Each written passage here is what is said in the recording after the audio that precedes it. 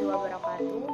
Halo, perkenalkan saya Temia Yanfacia, Program Studi Kesehatan Masyarakat Stikes Alifa Padang. Di video kali ini, saya akan membahas tentang pendidikan anti korupsi yang telah saya pelajari. Pasti udah banyak dong ya dari teman-teman yang udah dengar atau udah tahu tentang korupsi. Nah, di video saya kali ini, saya akan membahas lebih lanjut tentang korupsi. Untuk itu, tetap simak video saya ya. Yang pertama, yaitu pengertian dari korupsi. Korupsi berasal dari bahasa Latin, yaitu corruptio, corruptus, corrupere, yang artinya kebusukan, keburukan, kecurangan, ketidakjujuran, dan tidak bermoral. Menurut Subekti dan Jitro Sudibyo, korupsi yaitu perbuatan curang, tindak pidana yang dapat merugikan keuangan negara. Selanjutnya yaitu faktor penyebab korupsi. Yang pertama yaitu faktor politik. Faktor ini terjadi karena kepentingan politisi untuk mempertahankan kekuasaannya. Jadi dengan para politisi mempertahankan kekuasaannya ini, maka terjadilah suap menyuap, pemerasan, bahkan money politik. Ada yang udah tahu belum tentang money politik?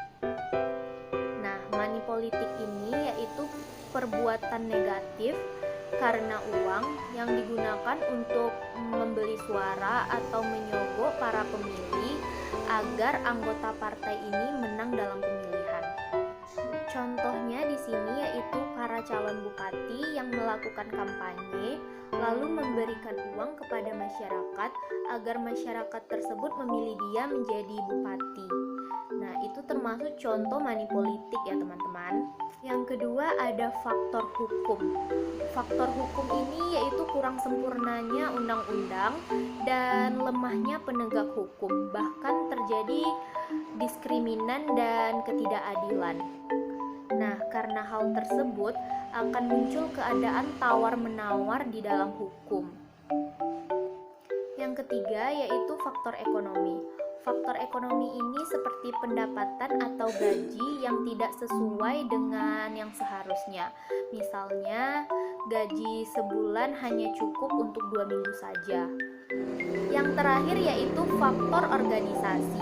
Faktor ini terjadi karena kurang keteladanannya pemimpin, tidak adanya kultur organisasi yang benar, manajemen yang tertutup, kurangnya instansi, dan lain sebagainya. Selanjutnya yaitu bentuk korupsi. Yang pertama yaitu kerugian negara. Perbuatan ini dilakukan dengan cara memperkaya diri sendiri atau orang lain dengan cara melawan hukum. Hal ini terjadi karena penyalahgunaan kewenangan oleh pejabat-pejabat negara. Yang kedua yaitu suap menyuap. Suap menyuap adalah tindakan memberikan uang, barang, atau bentuk lainnya kepada seseorang untuk mempengaruhi keputusan orang tersebut. Contoh dari suap menyuap ini yaitu tentang keputusan hakim. Jadi seseorang menyuap hakim tersebut dengan maksud agar mengakhiri masa tahanannya. Misalnya seseorang yang dulunya di penjara seharusnya 5 tahun menjadi berkurang karena keputusan hakim yang telah dia sogok. Yang ketiga yaitu penggelapan dalam jabatan. Pegawai atau orang yang ditugaskan menjalankan suatu jabatan dengan sengaja menggelapkan uang atau surat, memalsukan buku atau dokumen, atau daftar untuk pemeriksaan ADM. Yang keempat yaitu pemerasan. Pemerasan dilakukan oleh pegawai atau penyelenggaraan negara dengan maksud menguntungkan diri sendiri atau orang lain dengan cara melawan hukum. Biasanya pemerasan ini dilakukan oleh anggota kepolisian yang bertugas menilang. Misalnya ada masyarakat yang kena tilang, lalu polisi ini meminta uang damai kepada masyarakat dengan jumlah yang besar. Hal ini dilakukan agar masyarakat bisa bebas dari penilangan tersebut tanpa harus sidang. Yang kelima yaitu perbuatan curang. Perbuatan ini dilakukan oleh pemborong atau ahli bangunan yang bekerja tidak sesuai dengan kontrak, sehingga dapat membahayakan orang lain. seperti pekerja PU yang sengaja mengambil barang bangunan tersebut lalu dia jual, lalu uangnya tersebut untuk dirinya sendiri. Nah, itu termasuk perbuatan curang juga. Selanjutnya yaitu tentang pola pendekatan dalam melawan korupsi. Yang pertama yaitu pendekatan pengacara. Pendekatan ini merupakan pencegahan melalui penegak hukum dengan membuat aturan atau hukum yang berpotensi menutup celah tindak korupsi. Pendekatan ini biasanya berdampak cepat berupa pembongkaran kasus dan penangkapan para koruptor. Hal ini memerlukan biaya yang besar dan tantangan juga besar karena melibatkan kebijakan. Yang kedua yaitu pendekatan bisnis. Pendekatan ini merupakan pencegahan melalui pemberian insentif kepada para karyawan melalui kompetisi dalam bekerja. Hal ini diharapkan agar tidak terjadinya perilaku korupsi. Yang ketiga yaitu pendekatan pasar atau ekonomi. Pendekatan ini merupakan pencegahan dengan menciptakan kompetisi antar bidang usaha agar memberikan pelayanan terbaik. Yang keempat yaitu pendekatan budaya. Pendekatan ini merupakan pencegahan dengan membangun dan memperkuat sikap anti korupsi individu melalui pendidikan dalam berbagai bentuk. Pendekatan ini cenderung membutuhkan waktu yang lama dengan biaya yang relatif ringan, dengan hasil jangka panjang. Selanjutnya yaitu dampak dari korupsi. Yang pertama, dampak ekonomi.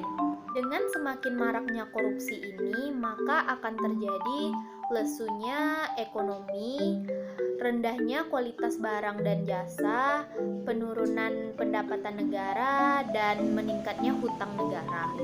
Nah, yang kedua yaitu dampak sosial dan kemiskinan masyarakat. Dampak ini yaitu semakin meningkatnya angka kriminalitas, semakin mahalnya jasa pelayanan publik, dan solidaritas sosial semakin langka.